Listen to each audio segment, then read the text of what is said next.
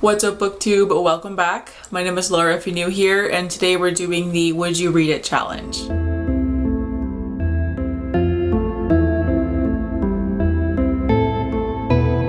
This challenge was created by A2 Brody and I was tagged by Perpetual Pages, and I will of course link both of their videos down below for you guys to check out. The main purpose of this challenge is to try and convince you to read some of my favorite books of all time without telling you what they're about, and instead just reading out loud the first sentence or the first couple of sentences depending on the book. I'm not even going to show you the covers or tell you what book it is until after I have read out the first little bit of it, and then you tell me first of all if you guessed what book it is based on the first sentence, and also if you would read them yourself. So I've chosen 7 of my favorite books, and in no particular order, let's get started. When I was 7, I found a door. I suspect I should capitalize that word so you understand I'm not talking about your garden or common variety door that leads reliably to a white tile kitchen or a bedroom closet. When I was 7, I found a door.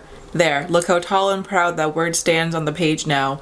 The belly of that D like a black archway leading into white nothing. When you see that word, I imagine a little prickle of familiarity makes the hairs on the back of your neck stand up. The 10,000 Doors of January by Alix Harrow. In a house, on a street, in a town ordinary enough in every aspect to cross over its own roots and become remarkable, there lived a girl named Catherine Victoria Lundy. She had a brother, 6 years older and a little bit wild in the way of boys who could look over their shoulder and see the shadow of a war standing there, its jaws open and hungry. She had a sister, 6 years younger and a little bit shy in the way of children who had yet to decide whether they would be timid or brave, kind or cruel. She had 2 parents who loved her and a small ginger cat who purred when she stroked its back, and everything was lovely and everything was terrible. In an Absent Dream by McGuire.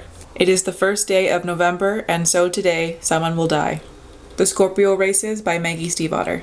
Any other morning, I dive into Durga's observation bay without hesitation, but this is the day before my life begins. The Abyss Surrounds Us by Skrutskie. Oh dear, Linus Baker said, wiping the sweat from his brow. This is most unusual.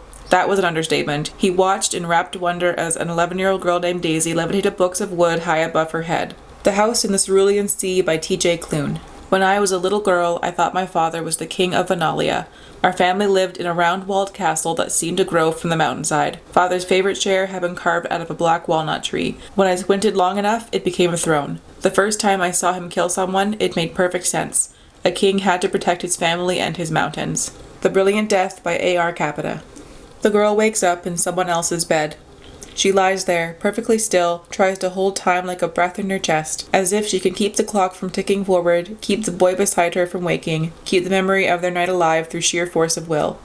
She knows, of course, that she can't, knows that he'll forget. They always do.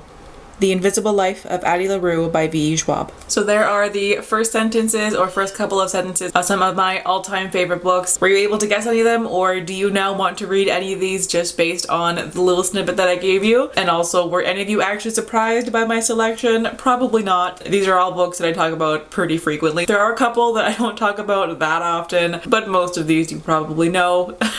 But if there is a book from my list of favorites here that you have not read, I hope this video will entice you to hopefully pick one up and maybe fall in love with it just as much as I have. But in the meantime, that'll do it for today's video. So thank you very much to Audrey for tagging me in this video, and thank you all for watching. So have yourselves a lovely day wherever you are in the world, and I will catch you in the next video.